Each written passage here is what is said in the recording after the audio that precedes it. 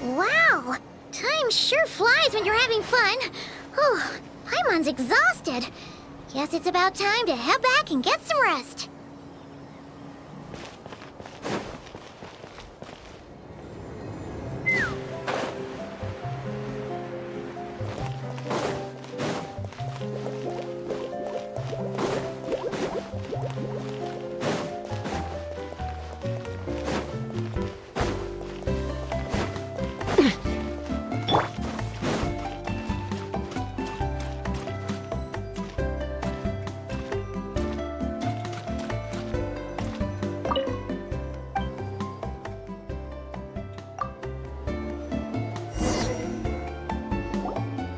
Morning, traveler! Morning, Paimon! Thought I'd come over and say hi, puffer, floaters, and all! Morning, Mualani. How are you so full of energy? Weren't you the one partying the hardest last night? That was last night! I got a good night's sleep, and now I'm good as new! Here, take this. It's your prize for completing the album. I picked yours up, too, to save you the trip. Wow! Thanks, Mualani. That was so nice.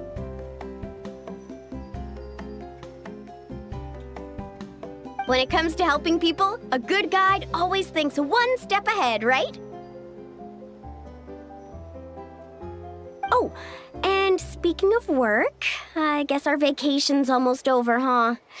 Probably for the best. If I don't head back soon, I'm worried my little doggy won't even remember me. And after talking to the others, it seems like everyone is just about ready to get back.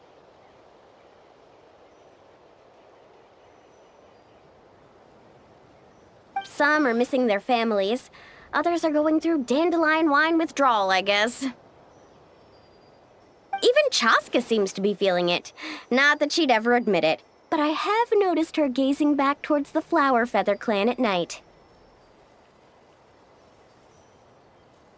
But summer's not over yet, so I say, we squeeze a few more unforgettable moments into the time we've got left. Like another group photo.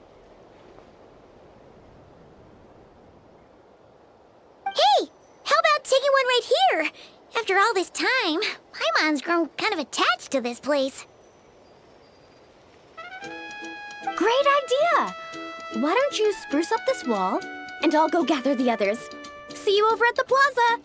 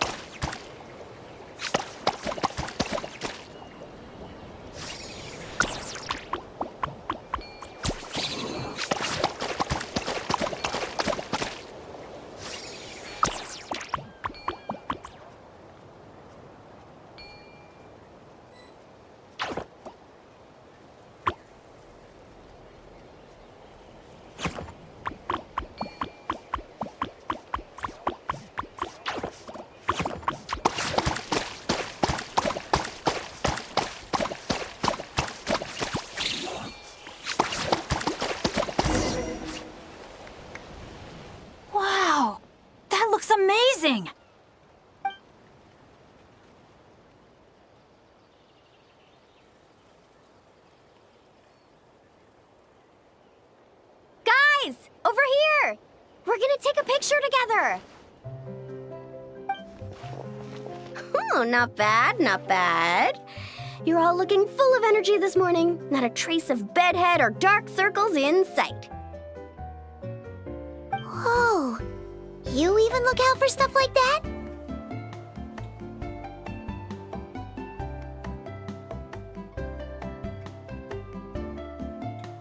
Well, what kind of guide would I be if I didn't pay attention to the details?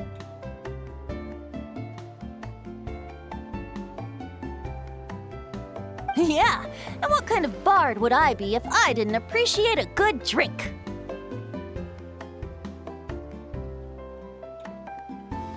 What's that got to do with anything?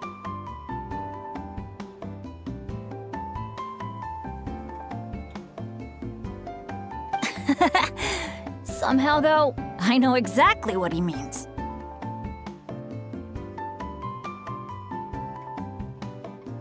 Do you really think that? Or are you just playing along to keep Tone-Deaf Bard happy, too? I see no harm in a bit of nonsense. Here, put on this Asha headband. It's a souvenir from the rest of us.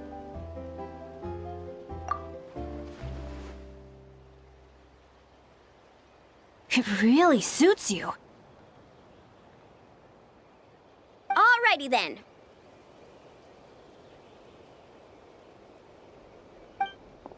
Three, two, one.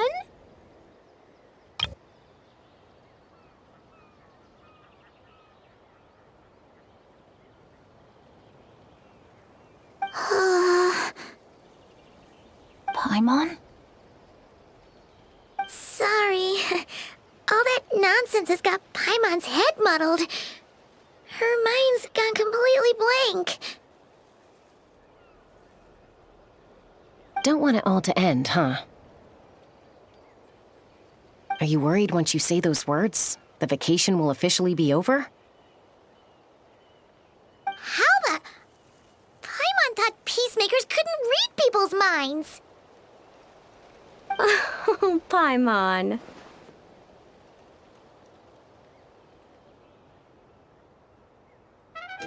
Don't worry, Paimon. Summer's sure to come again. Just like you said when you made that wish to the Pyro Archon. Even though we'll all be going our separate ways, as long as we cherish each other's friendship, I just know that our paths will cross again.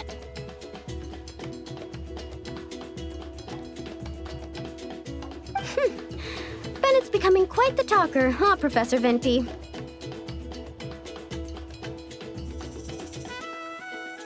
Well, I wouldn't dare take credit for something like that. Your tone would suggest otherwise. Come on! Paimon was just starting to feel inspired!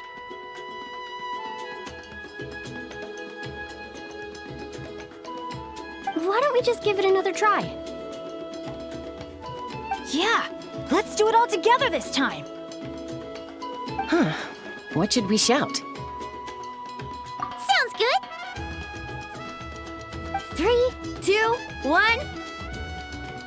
Lucky Star!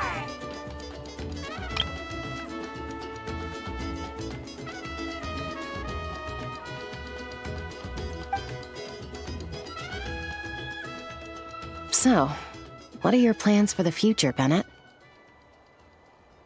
If you're having trouble deciding, you can always park it in the People of the Springs for a bit. Or however long you want, really. Thanks for the kind offer, Moalani. I actually went to see the Pyro Archon to tell her how grateful I am for everything she's done for me.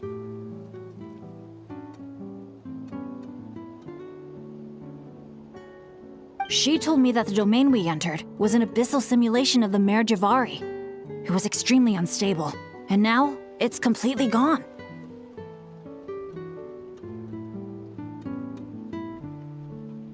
Later, when we got on to talking about my future, she said I was more than welcome to stay here in Natlan, but also that she would respect my decision, whatever it turned out to be.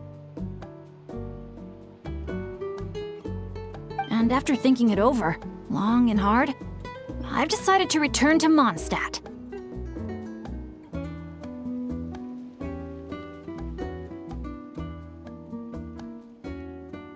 You miss your dads, don't you?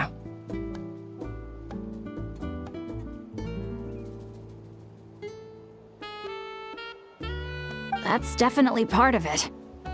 I promised to tell them everything that happened on this adventure, and I can't go back on my word.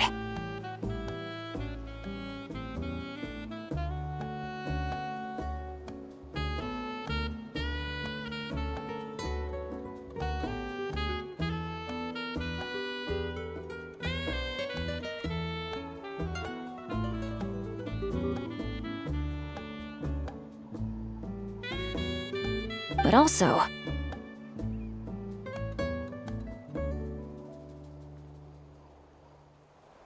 when I said goodbye to my mom and dad, I promised them I'd become the most legendary adventurer in all of Teyvat someday.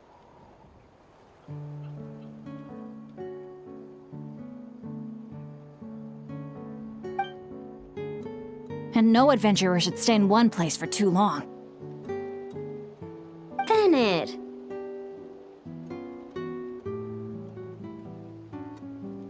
What if your luck starts going downhill again the moment you leave Natlan?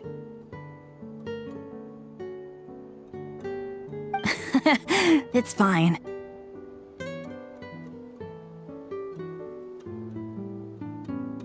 The warmth and kindness I've experienced on this adventure is enough to get me through all the challenges that lie ahead.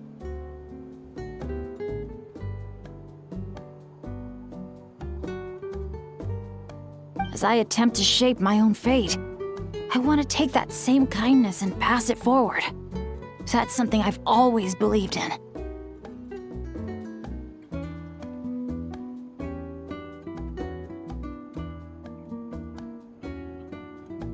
Hear, hear! To our leader! To our leader, Bennett! Cheers!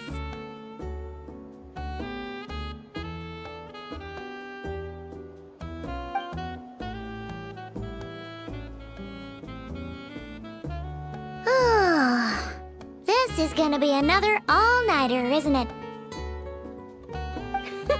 The fun never stops. Who's up to perform next? Bennett's almost fallen asleep several times now.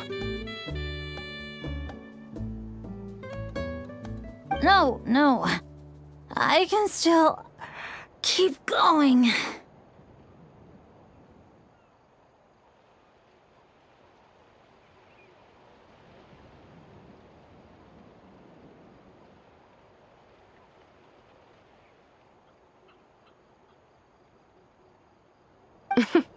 Go get some rest now, guys. And seeing as you've still got the energy, I'll leave the cleanup to you, Mualani.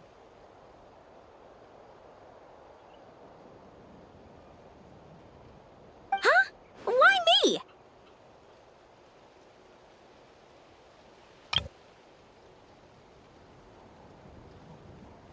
Traveler, perhaps you could join me for a walk?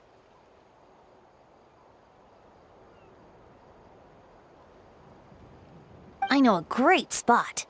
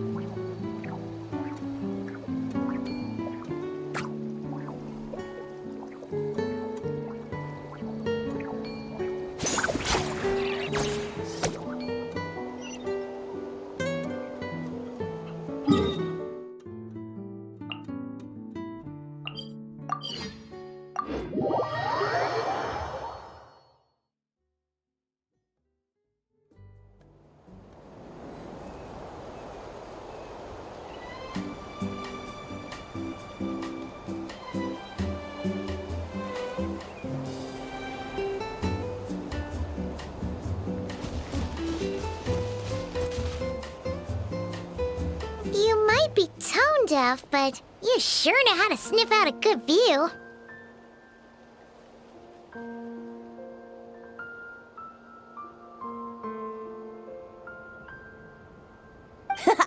Glad you like it. Some stories aren't meant for the birds, only for the stars high in the sky.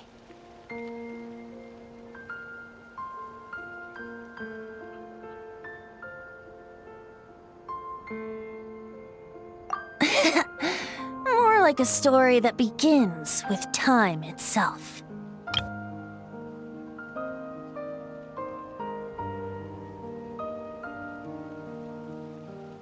Long, long ago, time began to write the story of this world.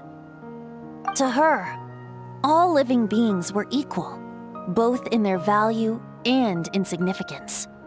Like an ancient scroll, she engraved upon her memory all people, all events, all encounters, and all farewells.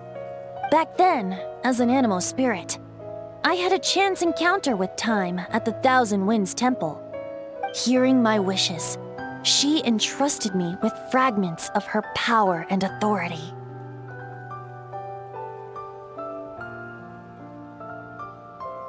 Sounds like you've heard the story of time and the wind before. Charming, isn't it?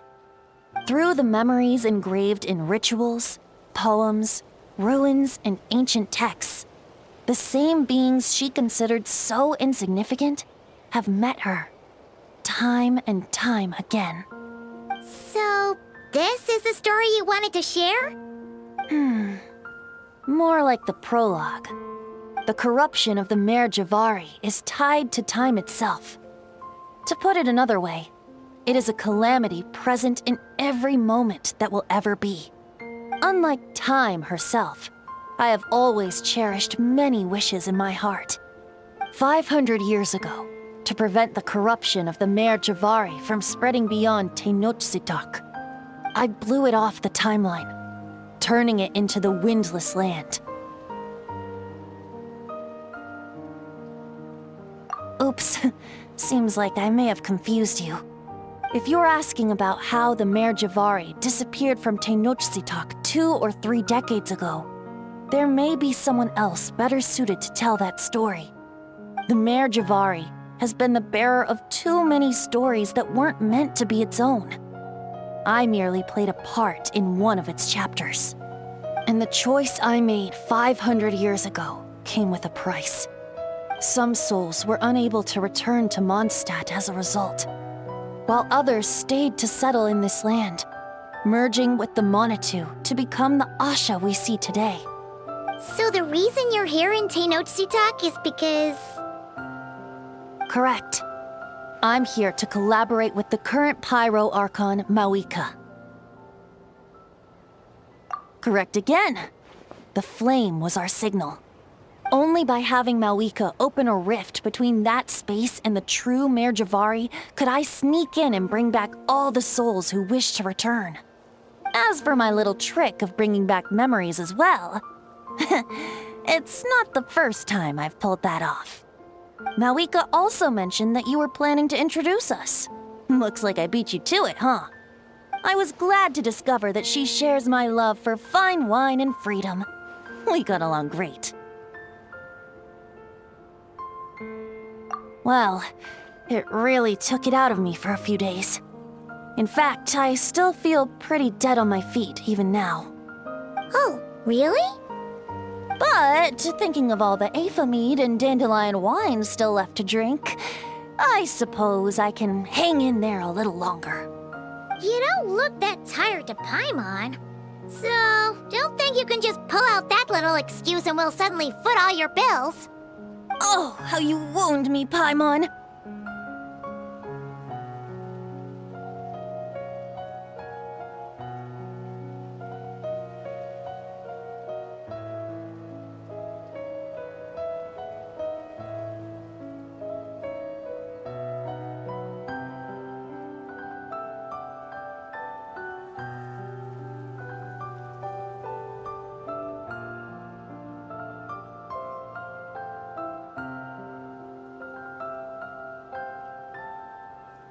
You'll hook me up with some good liquor, won't you, traveler?